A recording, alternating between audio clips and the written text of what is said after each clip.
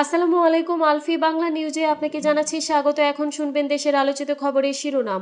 আমাদের খবরটি যদি ভালো লাগে লাইক কমেন্ট শেয়ার করে জানিয়ে দিন আপনার মতামত।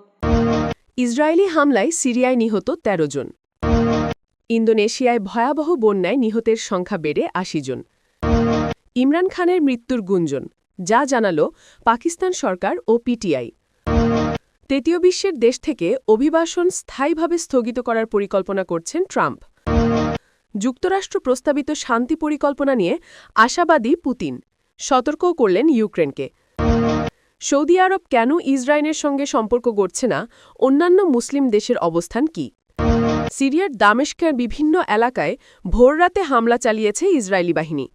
দখলদার বাহিনীর নতুন অভিযান ও হামলায় সিরিয়ায় ২ শিশুসহ অন্তত ১৩ জন নাগরিক নিহত হয়েছেন। এ সময় আহত হয়েছেন ২৫ জন। একই সঙ্গে সংঘর্ষে কয়েকজন ইসরায়েলি সেনাও আহত হয়েছেন।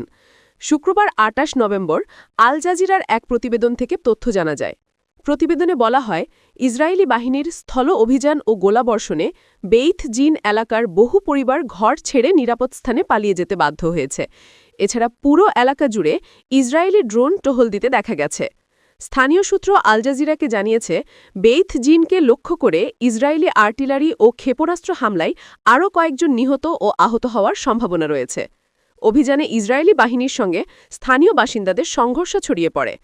ইসরায়েলি সূত্র জানিয়েছে, তাদের ২ সেনা সদস্য আহত এবং ২ জন সিরীয় বেসামরিক নিহত হয়েছে। পরে ইসরায়েলি গণমাধ্যম ইয়েদিয়থ আহরোনথ জানিয়েছে, বেইথ জিনে প্রবেশ করা ইসরায়েলি বাহিনীকে স্থানীয়রা ঘেরাও করলে বিমান ও আর্টিলারি হামলা চালিয়ে তাদের সরিয়ে আনা হয়। এতে সিরীয়দের প্রাণহানি আরও বেড়েছে। পরবর্তীতে জানা গেছে, ৬ ইসরায়েলি সেনা আহত হয়েছে এবং তাদের ৩ জনের অবস্থা গুরুতর। এই সপ্তাহে ইন্দোনেশিয়ায় ভয়াবহ বন্যায় কমপক্ষে ৮০ জন মারা গেছেন। এছাড়াও আরও কয়েকজন এখনও নিখোঁজ রয়েছেন। সুমাত্রার উত্তরাঞ্চল পুলিশের মুখপাত্র ফেরি ওয়ালিংটুকান জানান, সকালে নিহতের সংখ্যা বেড়ে ৬২তে দাঁড়িয়েছে। আহত হয়েছেন আরও ৯৫ জন। কমপক্ষে ৬৫ জন এখনও নিখোঁজ রয়েছেন। পার্শ্ববর্তী পশ্চিম সুমাত্রা প্রদেশেও অন্তত ২২ জনের প্রাণহানি হয়েছে।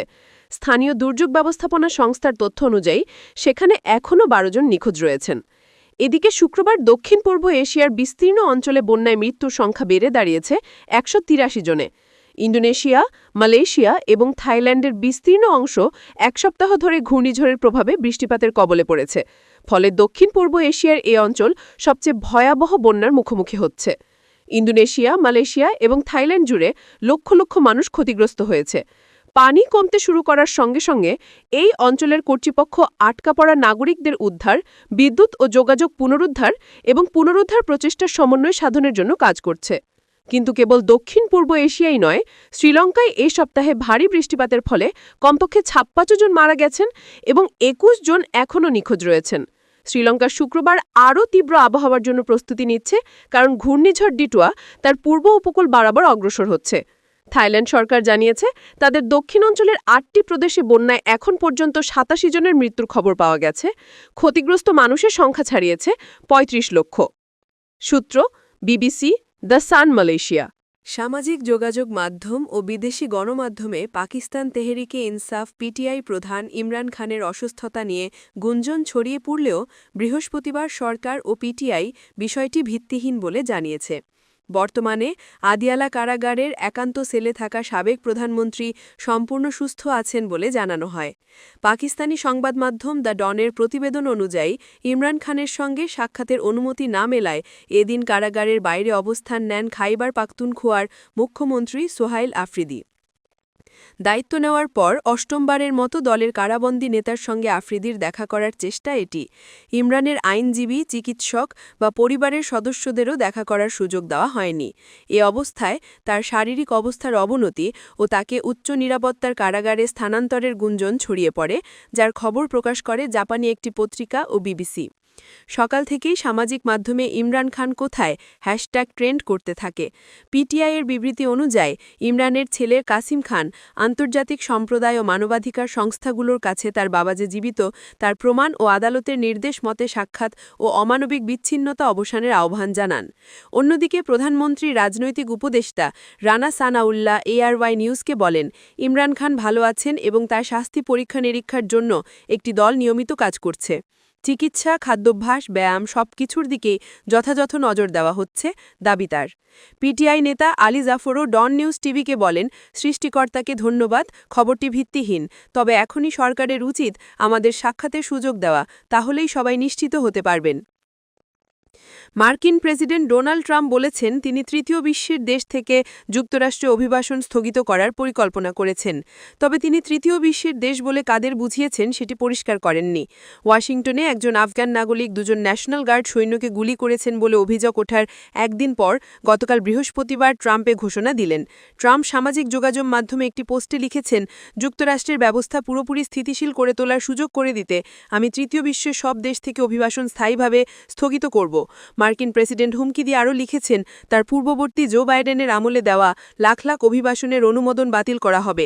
যুক্তরাষ্ট্রের জন্য প্রকৃত সম্পদ নন এমন কেউকে দেশ থেকে বের করে দেওয়া হবে। এর আগে মার্কিন প্রেসিডেন্ট ট্রাম্পের প্রশাসন ঘোষণা দিয়েছে ১৯টি দেশ থেকে যুক্তরাষ্ট্রে আসা নাগরিকদের গ্রিন কার্ড পর্যালোচনা করে দেখা হবে। মার্কিন নাগরিকত্ব অভিবাসন পরিষেবা বিভাগের প্রধান জোসেফ এডলো বলেছেন, প্রেসিডেন্ট ঝুঁকিপূর্ণ বা উদ্বেগের তালিকায় থাকা ১৯টি দেশ থেকে আসা প্রত্যেক নাগরিকের গ্রিন কার্ড কঠোরভাবে পর্যালোচনা করতে তাকে নির্দেশ দিয়েছেন। রাশিয়ার প্রেসিডেন্ট ভ্লাদিমির পুতিন ইউক্রেন যুদ্ধ বন্ধে যুক্তরাষ্ট্র সমর্থিত শান্তি পরিকল্পনার খসড়া নিয়ে আশাবাদ ব্যক্ত করেছেন।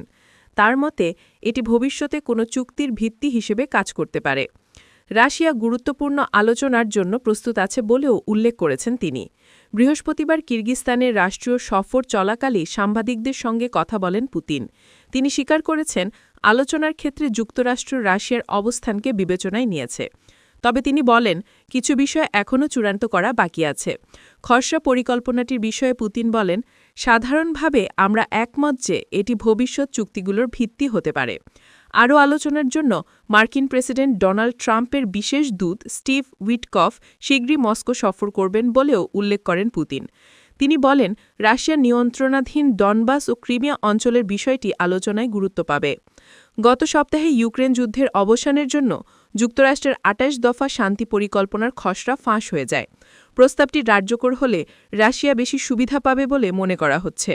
এতে ইউক্রেনকে রাশিয়ার কাছে গুরুত্বপূর্ণ এলাকার নিয়ন্ত্রণ ছাড়তে বলা হয়েছে। এছাড়া দেশটিকে ন্যাটোতে যোগদানের আকাঙ্ক্ষা বাদ দিতে বলা হয়েছে।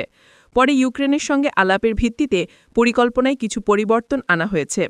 ইউক্রেনের মুখ্য উপপরিমন্ত্রী সের্গি কিসলিসা বলেন, সংশোধিত সংস্করণে ইউক্রেনের সেনাবাহিনীতে ৬ লাখ সদস্যের সীমারেখা তুলে দেওয়া হয়েছে। যুদ্ধাপরাধীদের জন্য সাধারণ ক্ষমা ঘোষণের বিষয়টিও বাতিল করা হয়েছে। চলতি মাসে ওয়াশিংটনে মার্কিন প্রেসিডেন্ট ডোনাল্ড ট্রাম্পের অতিথি ছিলেন সৌদি আরবের যুবরাজ মোহাম্মদ বিন সালমান। তিনিও যুক্তরাষ্ট্রে কয়েকশো কোটি ডলারের বিনিয়োগে প্রতিশ্রুতি দেন এবং F-35 যুদ্ধবিমান কেনার চুক্তিও করেন। কিন্তু মোহাম্মদ বিন সালমান এমন এক ঘোষণা দিতে অস্বীকৃতি জানান, যা ট্রাম্প সহ আগের মার্কিন প্রেসিডেন্টরাও সবসময় চেয়ে এসেছেন। সেটি হল সৌদি আরব এবং ইসরায়েলের মধ্যে পূর্ণ ও আনুষ্ঠানিক কূটনৈতিক সম্পর্ক। ট্রাম্পের মেয়াদকালে ইসরায়েল, সংযুক্ত আরব আমিরাত ও বাহরাইন সেপ্টেম্বর ২০২০, মরক্কো ডিসেম্বর ২০২০ এবং সুদানের জানুয়ারি ২০২১-এর সঙ্গে আব্রাহাম অ্যাকর্ডসে সই করে। এটি ইসরায়েলকে আনুষ্ঠানিক স্বীকৃতি দেয়, সংশ্লিষ্ট দেশগুলোতে দূতাবাস খোলার সুযোগ দেয় এবং সবচেয়ে গুরুত্বপূর্ণ দ্বিপাক্ষিক বাণিজ্য চুক্তি